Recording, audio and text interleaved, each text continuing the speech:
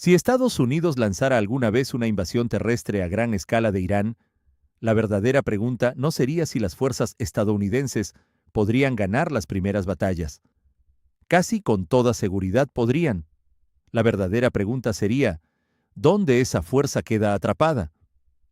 La mayoría de la gente imagina la guerra moderna como algo rápido y decisivo, tanques cruzando desiertos abiertos, superioridad aérea establecida en días, centros de mando destruidos, una capital cayendo en cuestión de semanas.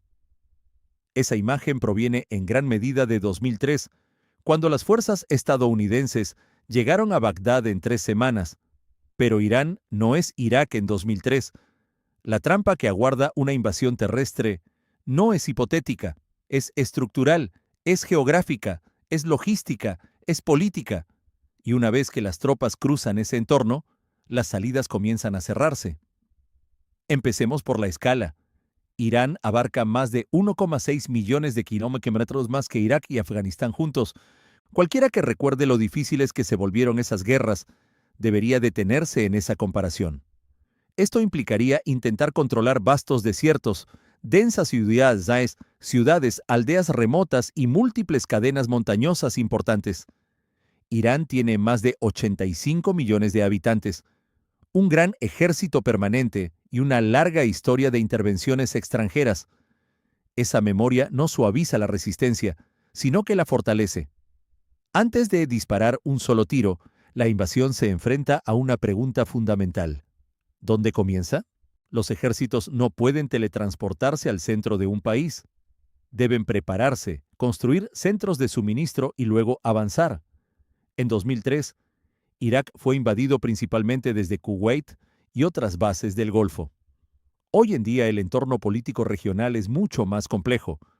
El gobierno iraquí mantiene estrechos vínculos con Teherán y ha señalado repetidamente que su territorio no puede utilizarse como plataforma de lanzamiento para una guerra contra su vecino. El uso de bases iraquíes podría desestabilizar al propio Irak.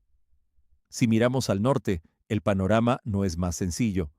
Turquía es miembro de la OTAN, pero Ankara ha demostrado constantemente que persigue sus propios intereses estratégicos. Albergar una fuerza de invasión masiva dirigida a Irán podría provocar represalias, perturbaciones económicas e inestabilidad interna. Ese corredor está lejos de estar garantizado. Eso deja solo las bases del Golfo y las fuerzas navales. Las operaciones podrían iniciarse desde portaaviones e instalaciones en lugares como Qatar o Bahrein, pero esto crea inmediatamente una grave vulnerabilidad: las líneas de suministro. Los ejércitos modernos consumen cantidades asombrosas de combustible, municiones, alimentos, repuestos, suministros médicos y productos electrónicos. Cada kilómetro que avanza alarga y sobrecarga esas cadenas de suministro. Todo debe circular por rutas marítimas y estrechos cuellos de botella inherentemente expuestos. La doctrina militar iraní se ha centrado desde hace tiempo en explotar precisamente esta vulnerabilidad. No requiere derrotar a Estados Unidos en un enfrentamiento convencional frontal. Basta con que la guerra sea lo suficientemente costosa, caótica y prolongada como para que la voluntad política se debilite. Fuerzas de misiles, drones, unidades navales y tácticas asimétricas podrían interrumpir las rutas marítimas y las bases regionales. Incluso interrupciones limitadas en la logística pueden tener repercusiones externas, ralentizando las operaciones y degradando la moral. Cuando el suministro flaquea, el impulso se desploma. Luego viene la geografía, la arquitectura física de la trampa. El oeste de Irán está dominado por los montes Zagros, una enorme cadena de crestas escarpadas y valles estrechos. Las columnas de blindados pesados no pueden maniobrar libremente allí. Los convoyes se ven obligados a tomar caminos predecibles. La previsibilidad en la guerra es letal. Imaginemos un largo convoy militar que se extiende por un paso estrecho. No hay espacio para dispersarse.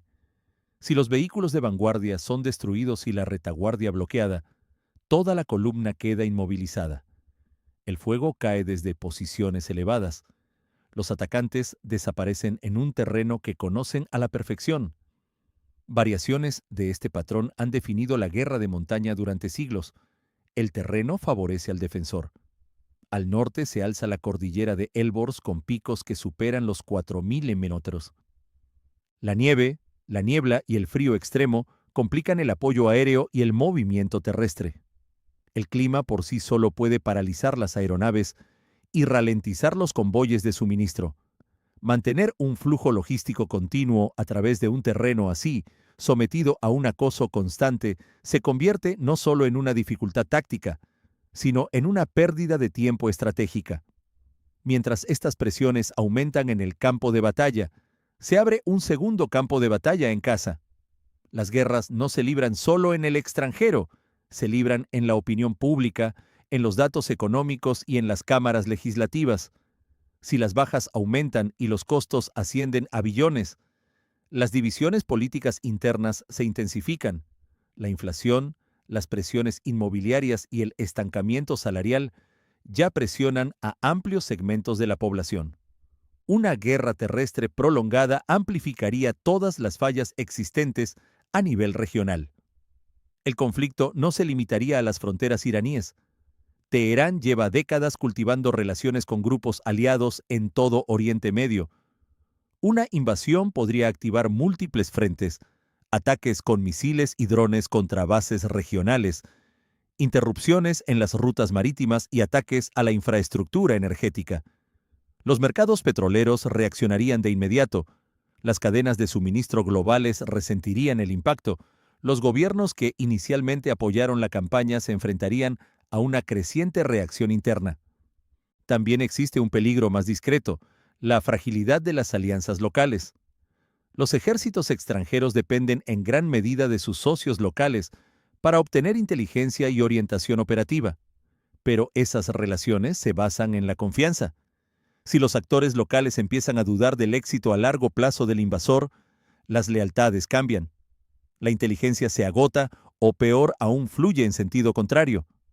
Las rutas de patrullaje se vuelven predecibles. Las bases se enfrentan a un acoso implacable. Los soldados empiezan a sentirse expuestos a cada movimiento.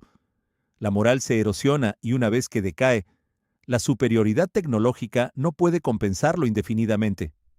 Retroceda y observe el sistema en su conjunto. La geografía canaliza las fuerzas hacia zonas de aniquilación. La logística se extiende por puntos de estrangulamiento vulnerables. Los actores regionales expanden el campo de batalla. La política interna se vuelve volátil. Las alianzas locales se tambalean. Cada desafío por sí solo sería formidable. Combinados se refuerzan mutuamente. Cuanto más avanza un ejército invasor, más difícil se vuelve la retirada, tanto militar como políticamente. Por eso, muchos analistas estratégicos consideran una invasión terrestre de Irán no como una apuesta arriesgada, sino como un compromiso cada vez más difícil de revertir. Quienes toman las decisiones pueden creer que un despliegue más, un aumento adicional de recursos, un mes más cambiarán el rumbo. Sin embargo, las limitaciones subyacentes, terreno, distancia, escalada regional, presión interna, permanecen constantes. Ninguno de estos obstáculos es secreto. Los planificadores militares comprenden los mapas, los analistas comprenden la logística, los responsables políticos comprenden los paralelismos históricos. Las guerras no empiezan por falta de información, empiezan porque los líderes se convencen de que esta vez será diferente. Así que la pregunta central no es si las fuerzas estadounidenses podrían ganar los primeros enfrentamientos dentro de Irán, es si la campaña en su conjunto podría evitar caer en una trampa que se retroalimenta, moldeada por la geografía, la logística, la escalada regional y la tensión política. Una vez que estas fuerzas comienzan a interactuar, los acontecimientos tienden a adelantarse a las intenciones. El campo de batalla deja de ser un objetivo definido para convertirse en un sistema que absorbe hombres, dinero y material a gran escala, mientras que el resultado prometido se aleja cada vez más. ¡Yeah!